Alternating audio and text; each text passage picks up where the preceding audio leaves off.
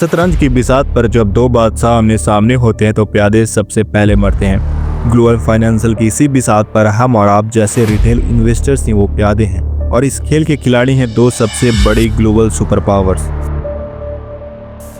10 अक्टूबर 2025 America के president Donald Trump ने अपने प्लेटफॉर्म ट्रूथ सोशल पर लिखा, चाइना के टेक एक्सपोर्ट्स पर 100% टैरिफ लगाया जा रहा है। बस एक लाइन और कुछ ही घंटों में क्रिप्टो मार्केट में आ गई सबसे बड़ी सुनामी।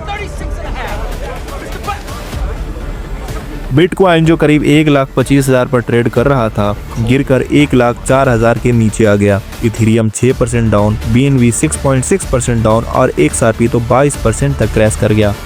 एक दिन में 19 बिलियन मार्केट से उड़ गए, 1.6 मिलियन ट्रेडर्स लिक्विडेट हो गए बस एक ट्वीट के चलते। पर सवाल ये है, कैसे एक आदमी ने सब कुछ बदल के रख दिया?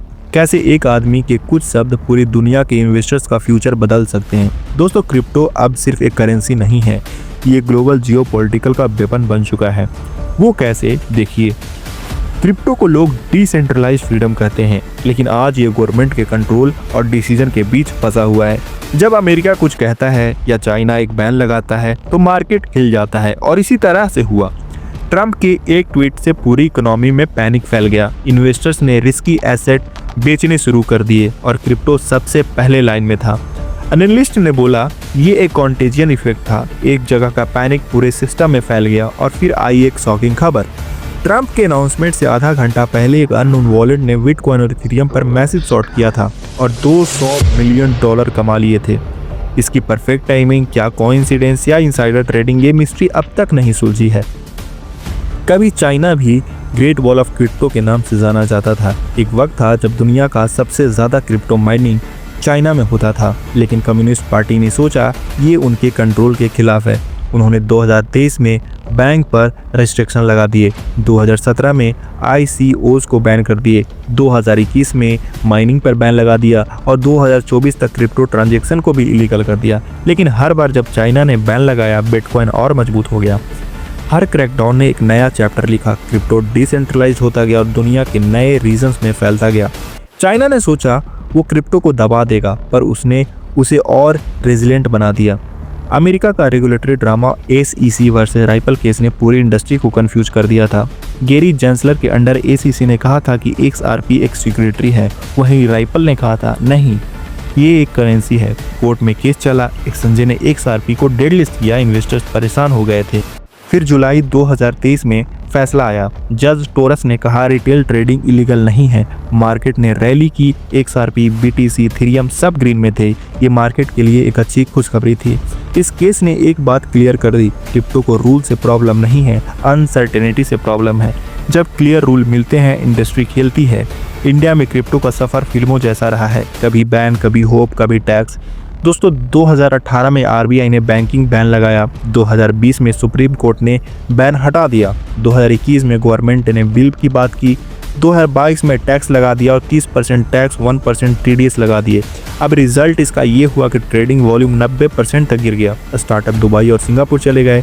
Rise of the shadow economy की बात हुई। अब ग्लोबल ऑफिशियल रास्ते मुश्किल और महंगे होते जा रहे हैं, तो लोग अनऑफिशियल रास्ते ढूंढते हैं। हाई TDS और बैंकिंग इशू के कारण बहुत सारी ट्रेडिंग अब P2P यानी पीयर टू पीयर प्लेटफॉर्म पर शिफ्ट होती जा रही है और इंटरनेशनल एक्सचेंज पर शिफ्ट हो रही है।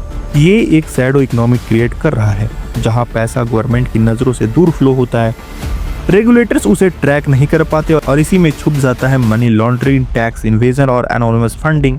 आयरनी ये है कि जिस चीज़ों को सरकार रोकना चाहती थी, उनकी वजह से वही और बढ़ गई। नेस्कॉम की एक रिपोर्ट के मुताबिक अगर इंडिया ने क्रिप्टो इकोसिस्टम को सपोर्ट किया होता तो करीब 2030 तक 8 लाख से ज़्यादा जॉब क्रिएट होती, लेकिन अनसर्टेनिटी और हैवी टैक्सेशन ने इनोवेशन को डीमोटिवेट कर दिया।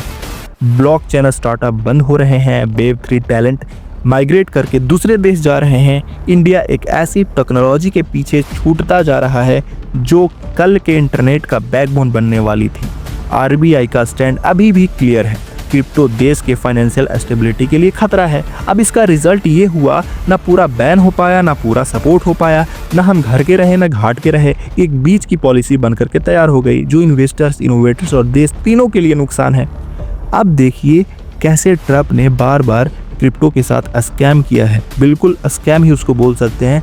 ट्रंप ने क्रिप्टो के साथ ऐसे ऐसे यू टर्न लिए हैं और उससे लाखों मिलियन डॉलर्स कमाए हैं। देखिए, क्रिप्टो की दुनिया में सबसे बड़ा रूल है नेवर से नेवर, और ट्रंप ने यही किया है। 2019 में ट्रंप ने ट्वीट किया था, I am not a fan of bitcoin and other crypto currencies, they are not money and based on thin air. उनके लिए क्रिप्टो एक स्कैम था। उन्होंने बोला ये डिजास्टर वेटिंग टू हैपन है। जब भाषण आया था या ट्वीट आया था तो उसके बाद क्रिप्टो क्रैश किया था और उन्होंने बहुत पैसा इससे छापा था। दूसरी बार 2024 के इलेक्शन तक ट्रंप का स्टांस पूरा बदल गया। अब वो कहते हैं we will make America the bitcoin super power.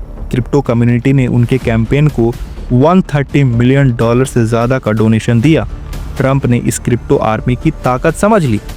अब इसी क्रिप्टो ताकत का यूज करते हुए वो अपने पॉलिटिकल कैरियर को लेकर के आगे बढ़ रहे हैं। देखना होता है कब तक इस क्रिप्टो मार्केट को ट्रंप मैनिपुलेट कर पाते हैं। आगे खबर आपको जरूर दूंगा। मिलते हैं नेक्स्ट एपिसोड में, तब तक के लिए धन्यवाद।